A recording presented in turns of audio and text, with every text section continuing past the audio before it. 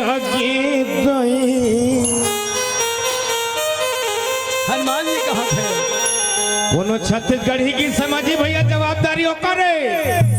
ये छत्तीसगढ़ी गीत देख बे शांतनु का कमे वहां कर लगा हनुमान जी लंकनी कर रहा। ये मूला निकला गे गए रे मुझ मुझ घासे घासो। ये मूला निकला गे माई मुझ मुझ घासे घासो। मूला निकला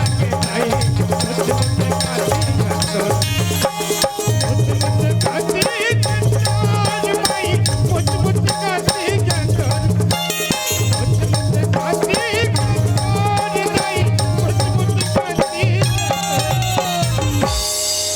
ये मोला निकला गे माई अरे मुझ मुझ घासे मोला निकला गे माई।